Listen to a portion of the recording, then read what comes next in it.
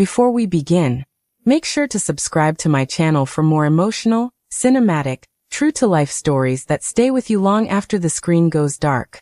If you're ready, let's step into tonight's story that I was never meant to be in that place that night. Not on that couch. Not in that dim room washed in the soft, trembling glow of a single-floor lamp. Not in the middle of a moment that would quietly rearrange the direction of my life. But life has a way of nudging you into the very shadows you promised yourself you'd never revisit. It bends your rules. It mocks your carefully written plans. And before you realize it, you're standing in the wreckage of a world you once believed was unshakable. For years, I told myself my life was predictable in the best way. Steady, sheltered, held together by a kind of love that felt solid. The kind you expect to remain even when everything else shifts. I believed that once you gave someone your heart, it stayed exactly where you placed it. But love doesn't always collapse loudly. Sometimes it fades quietly, so quietly that you don't notice it slipping away until the silence becomes louder than your own heartbeat. When it finally ended, there were no dramatic final words. No confrontación. No emotional release. Just a simple note left on the refrigerator. Short. Unevenly written. Empty. Beside it, a key, our key, placed with almost surgical precision. The faint kitchen light glinted off the cold metal. And for a moment it felt like the key itself was mocking me. I stared at that tiny piece of steel, wondering how something so small could split a person open so completely. My hand shook as I picked it up. I held it too tightly, pressing the sharp grooves into my skin until it stung. But the pain wasn't from the metal. It was from the truth that came packaged with it. The truth that I had been left behind. The apartment around me suddenly felt hollow. The air was heavy, unmoving, almost suffocating. Even the small familiar sounds, the ticking clock, the humming fridge, felt like reminders of everything I had just lost. I couldn't stay there. Not another second. My breathing grew uneven. My hands trembled. My heart felt too big for my chest. So I did the only thing I could. I called the one person who always knew what I was feeling, even when I swore I was fine. My best friend. She didn't ask a single question. She didn't demand explanations. Her voice was calm, gentle, steady, the kind of certainty you don't have to earn. "Pack a bag," she said. "You're staying here tonight." And just like that, she gave me a way out. Her place sat near the edge of the city, a quiet building with tall trees leaning close to the windows. The kind of place where the walls creaked softly whenever the wind shifted. Where everything smelled faintly of rain and warm fabric softener. The moment I stepped inside, something inside me loosened. Sunlight poured through tall windows, painting long shapes across the wooden floor. The soft glow tried its best to warm the heaviness I had carried with me. She hugged me hard. The kind of hug that isn't meant to fix you, just to remind you you're not alone. Then she told me something I didn't even realize mattered yet. "You'll have the apartment to yourself for a few days. My older brother's out of town." I remembered him vaguely. Quiet. Reserved. A man who always seemed to be thinking about something far away. The type who spoke rarely, but when he did, every word felt deliberate.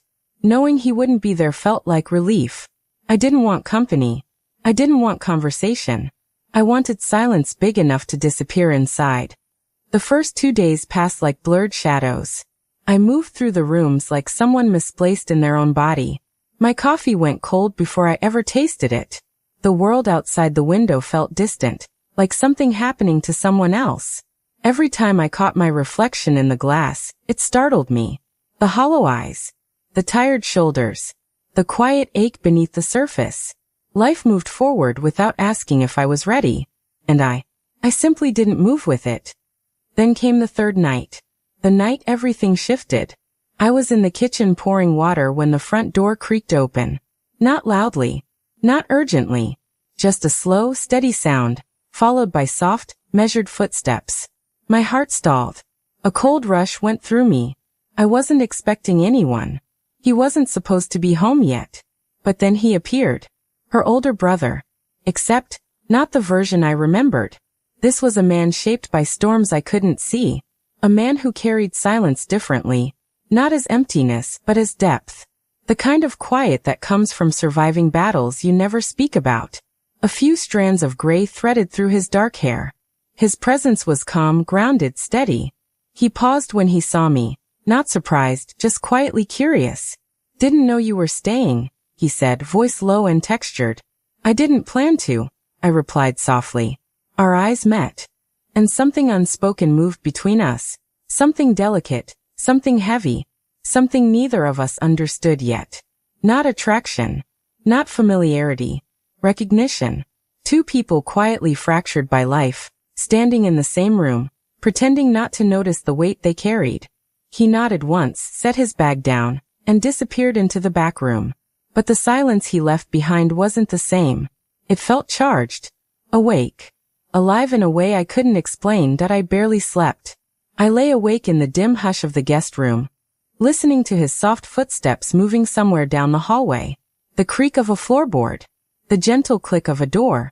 Each small sound tugged at the quiet inside me, reshaping it. I tried to convince myself it meant nothing, that I was just sensitive, emotional, fragile. But deep down, something whispered a different truth. People reappear in our lives for a reason, especially when we're not whole enough to understand why. The next morning, he walked into the living room wearing a plain old t-shirt and relaxed joggers, the kind of clothes that don't demand attention but still make a person look put together in ways you can't quite explain. Our eyes met again. He gave a small nod, simple, effortless, the kind of acknowledgement that says, "I see you, even if you're breaking quietly." That was the moment something subtle shifted. Not loud, not obvious, just a quiet recognition of presence. The next days moved slowly, like fog drifting through the apartment. We moved around each other with unspoken gentleness, careful not to disturb whatever delicate equilibrium was forming between us. A quiet thank you when passing a mug, a half smile over morning coffee, a shared glance during a movie neither of us was really watching. Not connection, not closeness, just understanding, a shared stillness that didn't demand anything. And although I had gone there seeking silence, silence had begun to whisper back.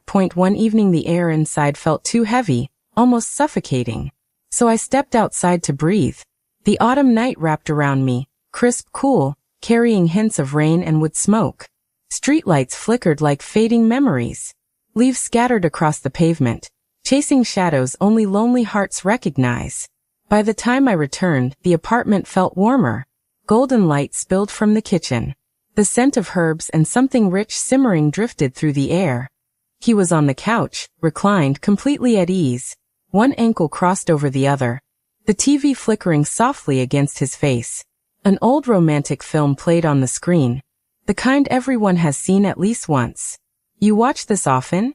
I asked quietly. He glanced at me, a small smile tugging at the corner of his mouth. "Only when I'm feeling down," he said, for the first time in a long time. I laughed. A real laugh, one that surprised me with how natural it felt. 2 untouched glasses of wine sat on the table. He didn't offer. I didn't ask. I simply sat down beside him, leaving just enough distance to pretend the moment was harmless. But it wasn't. Not really. Not anymore. When the actress on screen whispered her iconic line, "I'm just a girl, standing in front of a boy, asking him to love her." He looked at me. Just for a second, a heartbeat, but long enough for something inside me to shift, long enough for silence to become something else. Days turned into weeks. Slowly, the apartment found a rhythm, a heartbeat that fit both of us. But then came that night. The night everything quietly crossed a line I didn't even know existed. I couldn't sleep. The glowing blue numbers on the digital clock blinked 2:47 a.m. The world felt too still. Barefoot and wrapped in an oversized shirt that wasn't mine. I walked into the living room. He was there, sitting in the half-dark. Soft light from his phone illuminated his face. Calm, grounded, present in a way that felt steadying. "Can't sleep?" he asked without looking up. I shook my head. "You." He set his phone aside gently. Then he did something unexpected. He patted the empty space beside him. A quiet invitation. I hesitated, only for a heartbeat, before walking toward him and sitting down. We didn't speak. The silence settled between us like a blanket. Not heavy, not empty, just present. Our breathing slowly synced. Outside, the city murmured softly. Then he finally broke the quiet. Do you miss him? The question hit deeper than I expected. I don't know, I whispered. Sometimes I think, maybe I never really had him at all. He turned slightly, studying my face with a calm, steady expression. Not pity, not judgment. Just truth. Maybe it's good he's gone, he said quietly. And somehow, truth hurt more than comfort ever could. I looked at him,